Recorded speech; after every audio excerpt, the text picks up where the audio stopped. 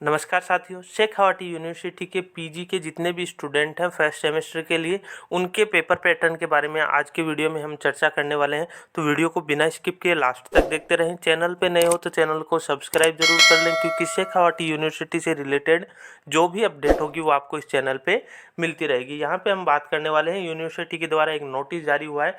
इसमें दिया गया है NEP 2020 के अंतर्गत स्नातकोत्तर सेमेस्टर फर्स्ट और सेमेस्टर थर्ड की शतरंग परीक्षा का प्रश्न पत्र प्रारूप। अब देखो, जैसे मतलब पिछली बार तो सेमेस्टर सिस्टम पीजी में लागू नहीं था, इस बार पहली बार ही किया है। तो आप जो फर्स्ट सेमेस्टर के स्टूडेंट हैं उनके लिए ये लागू होने वाला है। इसके बाद थर्ड सेमेस्टर के जो भी होंगे, मतलब जिसको अपन फाइनल ईयर के स्टूडेंट बोलेंगे एमए में, तो उन एमए एमएससी में, तो उनके लिए मतलब ये आगे की बात है। मतलब थर्ड सेमेस्टर जब होगा उनकी बात है।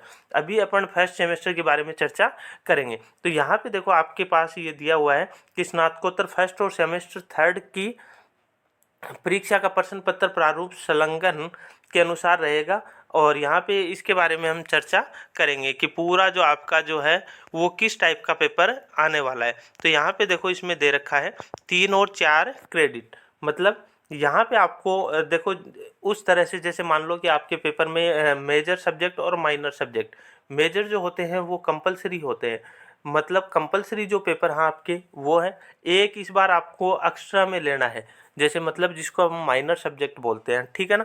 तो मेजर और माइनर तीनों, और 3 तो आपके कंपलसरी होते हैं, इसके अलावा एक आपको माइनर में लेना है। तो उसके बारे में यहाँ पे चर्चा करेंगे कि वो जो आपके पेपर होंगे वो आपके 100 नंबर के होंगे।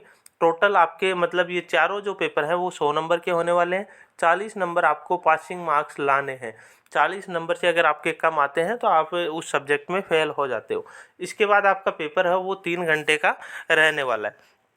परीक्षार्थी को सभी प्रश्नों के उत्तर मुख्य पुस्तिका में, उत्तर पुस्तिका में देने हैं। कोई भी उत्तर पुस्तिका नहीं दी जाएगी। मतलब उत्तर पुस्तिका आपको दी जाएगी, आंसर बुकलेट, तो उसके अंदर आपको करना है। इसके बाद देखो, एक प्रश्न या उसके सभी भागों के उत्तर उत्तर पुस्तिका में एक साथ दिए जाएंगे। मतलब आपको एक साथ ही आपको सभी के आंसर है वो देने हैं। इसके बाद देखो, इस प्रश्न पत्र में 3 खंड हैं। 3 खंड है मतलब 3 आएंगे, सेक्शन ए, सेक्शन बी और सेक्शन सी। अब देखो, सेक्शन ए जो होगा उसके अंदर क्या है कि आपको 10 लघुत्तरात्मक प्रश्न होंगे और 1 या 2 लाइन में इनके उत्तर आपको 1 या 2 लाइन में देने हैं, एवं प्रत्येक प्रश्न 2 अंक का होगा। सभी प्रश्न करने अनिवार्य है। मतलब सारे के सारे जो क्वेश्चन है वो आपको करने हैं। 10 क्वेश्चन आपके आने वाले हैं। एक क्वेश्चन आपका 2 नंबर का होगा। मतलब टोटल 20 नंबर का ये जो सेक्शन ए है ये आपका रहने वाला है। इसमें आपको कोई भी क्वेश्चन छोड़ना नहीं है। इसके बाद देखो, सेक्शन बी जो होगा इसमें आपके 8 पर्सन आएंगे। टोटल कितने पर्सन आएंगे? 8। प्रत्येक खंड में से 2 पर्सन। यूनिट तो समझ रहे हो ना। मतलब आपके जो मेन सब्जेक्ट है उसमें 4 यूनिट है, ठीक है ना। 4 यूनिट में से हर यूनिट से 2 क्वेश्चन आएंगे, ठीक है ना। तो 2 मतलब चारों यूनिट के टोटल मिला के कितने हो गए? 8 पर्सन हो गए। विद्यार्थी को प्रत्येक इकाई में से कम 1 पर्सन का चयन करते हुए खंड ब से कुल 4 पर्सन करने हैं। प्रत्येक उत्तर की शब्द सीमा 200 शब्द होगी। प्रत्येक प्रश्न 10 अंकों का होगा। मतलब टोटल 8 क्वेश्चन आएंगे। 8 में से आपको 4 करने हैं और 4 हैं वो 10-10 नंबर के होने वाले हैं। मतलब 4 क्वेश्चन आपके 40 नंबर के होंगे और आपकी शब्द सीमा है वो 200 शब्दों के अंदर आपको उत्तर देना है। इसके बाद देखो, खंड 6 है।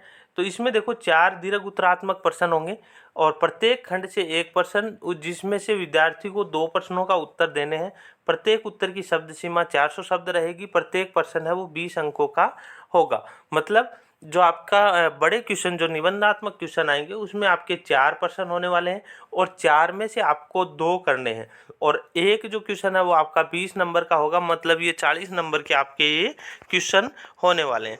इस तरह से आपका जो मेजर और माइनर का जो पेपर है वो आपका 100 नंबर का होगा। 40 नंबर आपको लाने हैं। पेपर पैटर्न मैंने समझा ही दिया है। इसके बाद देखो, आपके जो VSC वगैरह इस बार आपके कुछ अलग जो है वो सब्जेक्ट जोड़े गए हैं। तो इनमें देखो 1 या 2 क्रेडिट, तो इसके हिसाब से आपको पेपर आने वाला है। तो जो एक्स्ट्रा जो कोर्सेज हैं जो आपके सब्जेक्ट में आज तक नहीं थे, इस बार नए जोड़े गए हैं, तो उनका जो पेपर है वो आपका 2 घंटे का होने वाला है और ये भी आपका 100 नंबर का पेपर होगा और 40 नंबर आपको इसमें से लेके आने। इसमें भी वही बात है कि आपको मेन उत्तर पुस्तिका में आपको उत्तर करने हैं। सारी आपकी रिटर्न में एग्जाम होने वाली है। वैसे ऑब्जेक्टिव का कोई भी रोल इसमें नहीं रहने वाला है, चाहे आपके नॉर्मल पेपर हो चाहे मेजर माइनर पेपर हो। इसमें देखो आगे दे रखा है, इसमें भी आपके 3 खंड होने वाले हैं। जिस तरह से आपके मेजर माइनर में होगा ना, उसी तरह का पेपर है वो इसमें आने वाला है। इसमें देखो सेक्शन ए में आपके 10 लघुतरात्मक प्रश्न होंगे, उसी तरह से जिस तरह से मेजर माइनर में होंगे तो 10 क्वेश्चन आपके 2 नंबर के होने वाले हैं। फिर सेक्शन बी में तो इसमें देखो आपके वो 8 क्वेश्चन आएंगे, 8 में से आपको 4 करने हैं और एक क्वेश्चन है वो 10 नंबर का होने वाला है, तो 40 नंबर का ये होने वाला है। इसमें देखो शब्द सीमा है वो कुछ घटा दी गई है। वहाँ पे आपको 200 शब्दों में आंसर लिखना था 10 नंबर वाले क्वेश्चन का, यहाँ पे आपको 100 शब्दों में लिखना है। उसके बाद देखो सेक्शन सी जो होगा, इसमें आपके 4 बड़े क्वेश्चन आएंगे, 4 में से आपको 2 करने हैं और यहाँ पे शब्द सीमा है वो घटा दी गई है, मतलब 200 शब्दों में आपको करना है।